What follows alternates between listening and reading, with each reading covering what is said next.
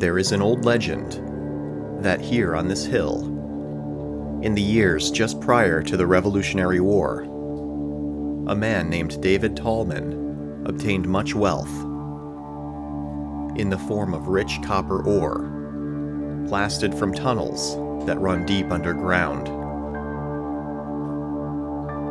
But the mine has all but vanished, and the ring of hammer against drill steel has been replaced with an eerie silence. As late afternoon light streams through the beech trees and tall oaks that shroud the hill, a piece of bright green copper is illuminated. A reminder that the closer you look, the more you see. Can the Tallman copper mine still be found? What could we learn by illuminating the perpetual darkness of its tunnels? What stories would be revealed by stepping back to another time?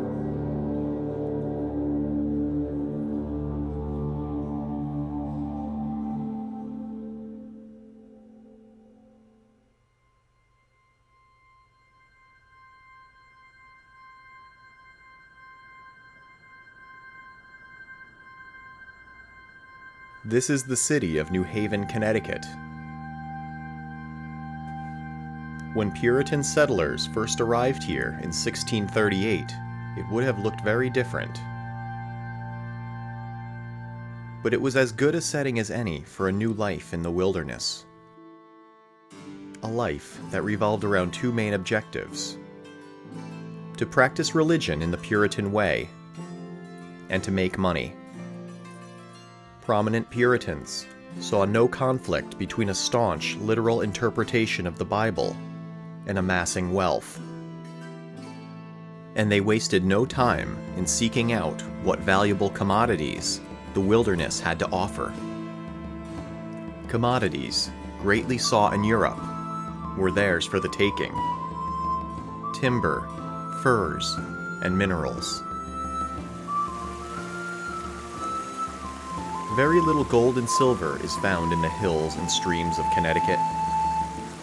But there is one other valuable mineral that can be found readily: copper.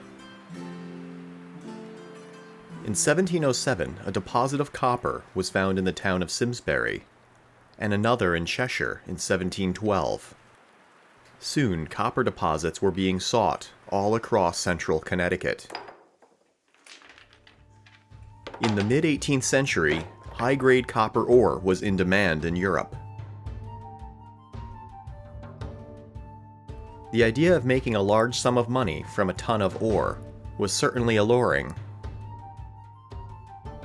Since the founding of the New Haven colony, the Blue Hills looming on the northern horizon must have beckoned adventurers with the lure of mineral wealth. The Tallman Mine is one such example. It was discovered on the outskirts of New Haven, in what is today the town of Hamden. This is Ridge Hill, a trap rock outcropping that rises abruptly from the forest floor. Here, tradition has it that Tallman pulled a wealth of copper from the ground. But old New England legends should never be taken at face value. With no surviving records, the only way to lend credence to the story is to examine the mine itself. Not much is known about who David Tallman was, or what led him to discover the mine. There is an old tale that describes the discovery of a 90-pound nugget of native copper in the Hamden Hills. Native copper is pure, naturally occurring copper. We can see a similar nugget today in the Connecticut Museum of Mining and Mineral Science.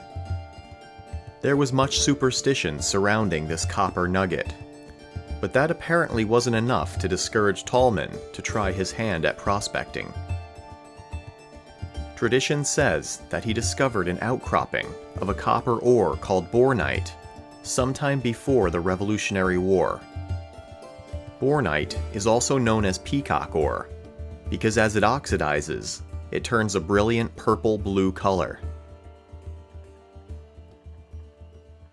3 veins were discovered, each several hundred feet apart.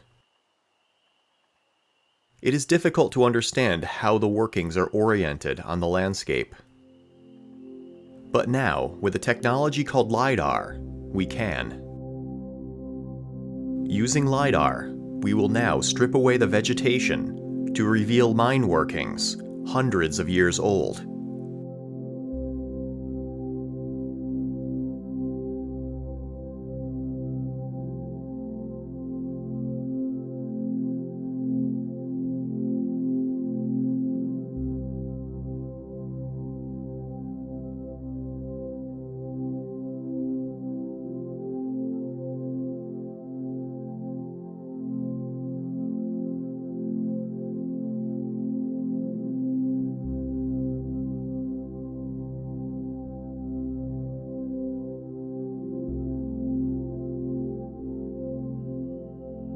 The deposits were first worked vertically from the surface. But to access the vein deeper in the earth, horizontal tunnels called adits were driven into the hill. These adits are indicated by lidar as a trench ending in a mound of waste rock. These waste rock piles are a testament to the presence of underground workings. Waste rock is a non-ore-bearing rock that was removed from underground as the miners tunneled deep into the hillside, looking for the copper ore.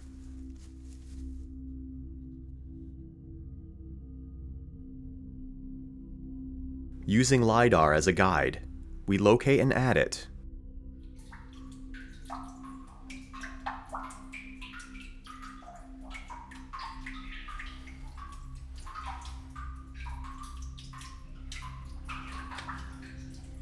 This adit was driven barely high enough to walk in a stooped position. It is cold, damp, and the floor is flooded with groundwater.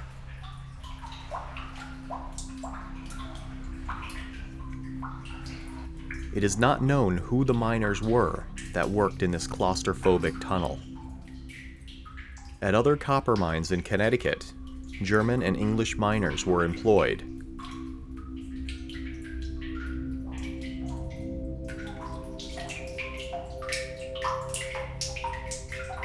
Mineralization is seen on the wall, but no rich vein of copper exists here.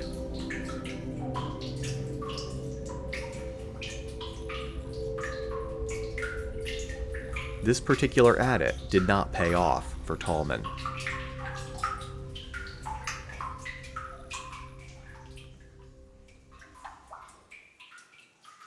We enter another adit, very different from the first.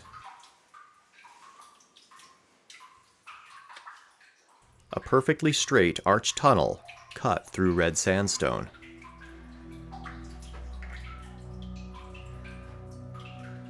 It is partially flooded with murky brown water that comes up to our waist.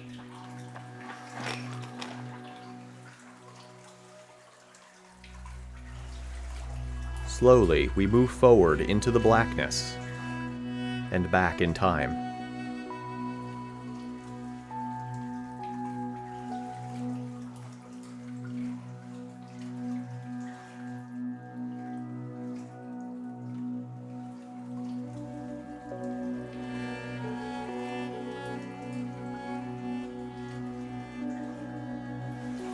Look, this is all hand drilled here, all of this. Let's see this tiny, non-straight drill holes in the wall. It's amazing.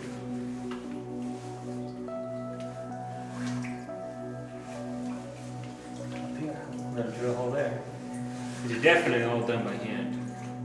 You can tell by how unround these are.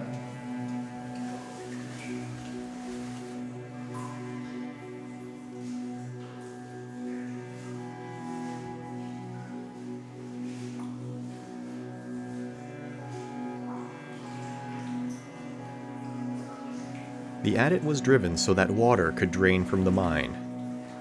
And not far from the entrance, the tunnel becomes dry. Kind of feels a lot wider further back you get into it.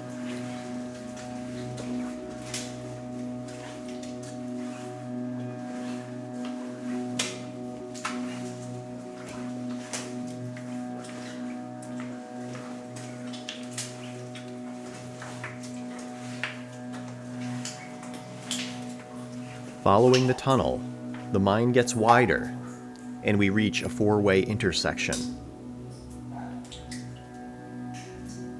This is the remains of a wooden bridge that spans a flooded underhand working. Its plank floor had rotted away long ago, and only the supports are left. Mortises were cut into the supports to accept the tenons of upright posts. But like the plank floor, they have also succumbed to the moist environment.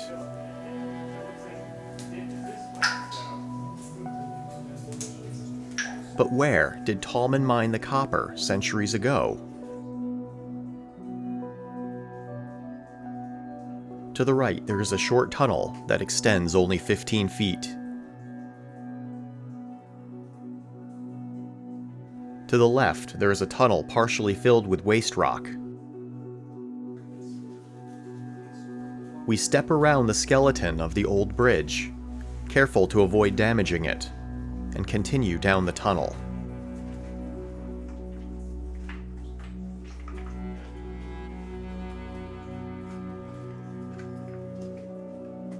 But we are not the first to explore the mine. Around 1900, the mine workings were explored and photographed by J. Walter Bassett, Theodore Vick, and Howard Welch. Their photographs of the interior of the mine are the only ones known to exist and are now on display at the New Haven Museum.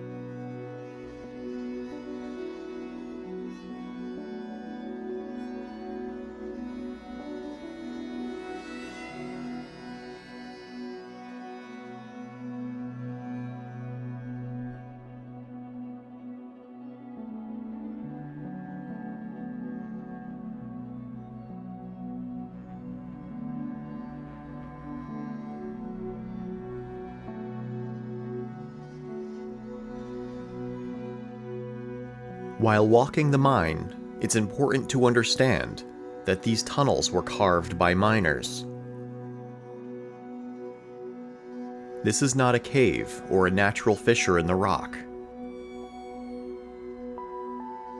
Every inch of this tunnel represents countless swings of the hammer against the drill steel, blasting with gunpowder, and mucking out the fractured rock. It's hard to imagine creating these tunnels with only hand tools. It represents a skill set that has been forgotten in today's world of machines. But that was all the miners had to work with. This was their life, driving these tunnels. It is likely that Tallman's copper ore would have been an export product and not used for local consumption, like iron and lead. But there is an old story that associates Tallman's copper with America's first circulating coin, the Fugio Penny. The penny was minted at the State Mint, built in 1785 in New Haven. It was said that the Tallman Mine supplied some of the copper for this early coin. Since the mine was just 10 miles north of New Haven, it certainly would have been geographically convenient. Although there are no documents to back up this claim, it wouldn't have been the first coin to be struck in Connecticut copper. In the 1730s, illegally minted coins were made from copper mined from the Higley Mine in the north of the state.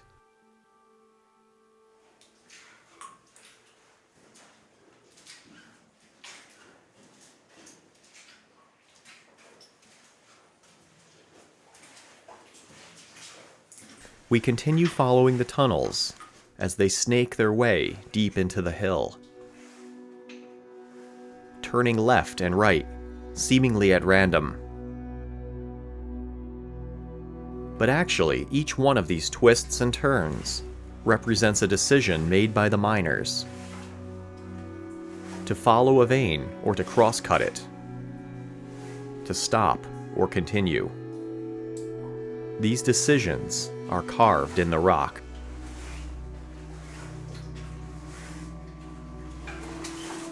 We find a small vein of minerals in the wall. This would have been good news to a miner. Some crystals here, a little bit of minerals.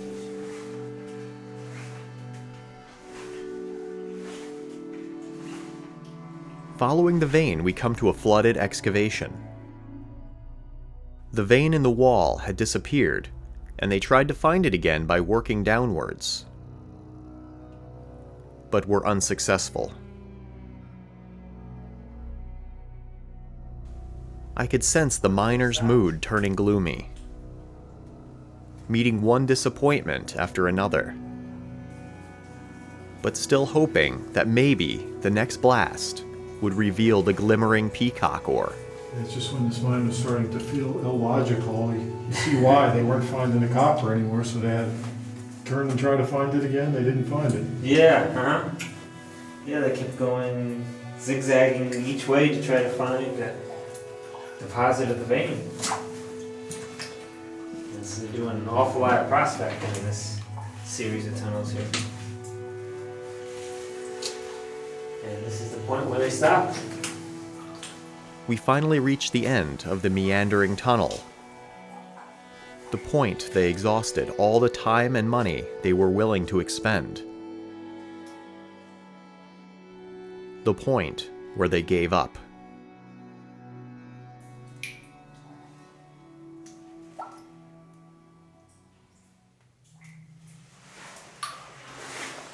We turn around and head back, without having seen a single specimen of the famous bornite that we sought to find. We cross the bridge and glance at the short tunnel to the left, then at the partially filled tunnel on our right.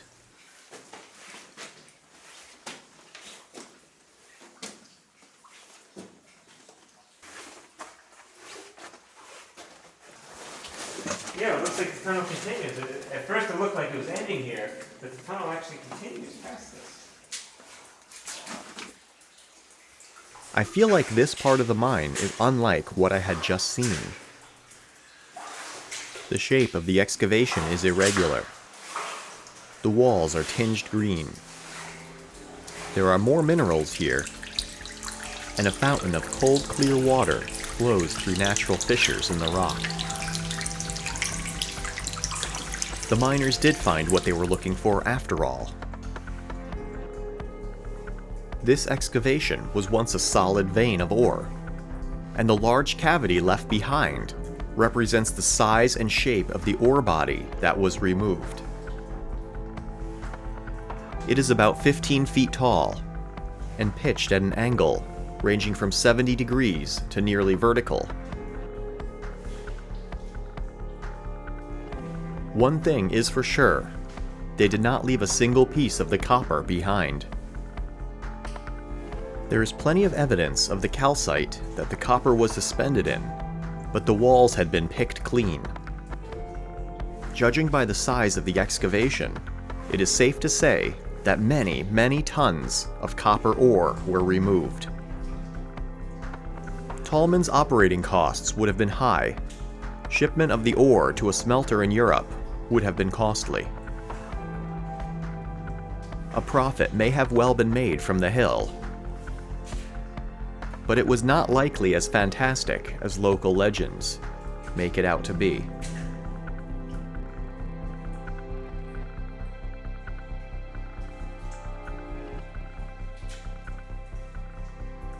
The vein pinched out here, and it just wasn't profitable enough to mine. They went as far as they can, but once the vein starts thinning out, there's just not enough material to make it profitable to mine. So this is where they stopped. it is not known when Tallman abandoned his mine, or why. In 1837, Charles Shepard conducted a geological survey of Connecticut. When he visited the Tallman Mine, he found it abandoned, but noted the presence of the very adit we are exploring now. In the mid-19th century, a copper craze took hold in Connecticut, and the old colonial mines were refurbished and their ore reserves examined. There were 3 leases in Hamden in 1849, but apparently no work was undertaken, and they soon lapsed. A New Haven man named Charles Munson leased the Tallman Mine in 1864 for $50, but found nothing of value to justify further working the mine. The same year that Munson leased the Tallman Mine, a New York man named Hubbard leased land nearby for the sum of $200. Although some specimens of native copper were found, little work was done and the lease was forfeited. This was apparently the last time mining took place in these hills. As mineral collecting gained popularity in the mid-20th century, the waste rock pile became a source of mineral specimens for collectors. Bornite, malachite, hematite, chrysocolla, quartz, and calcite have all been found here. Today, the Tallman Mine is sealed, and the property off-limits to visitors. It is one of only a small handful of colonial copper mines known to exist in the United States. It is truly a site worthy of recognition and preservation. By walking the tunnels of the Tallman Mine, we experienced the same feeling of optimism and anticipation that Tallman must have felt as his miners searched for the ore. They had discovered the Earth's treasure, hidden deep underground. But treasure is not intended for the weak at heart. These men worked hard for their prize. In these dark tunnels, I can still sense the glorious moment the copper was revealed, when hard work paid off and all doubts were laid to rest.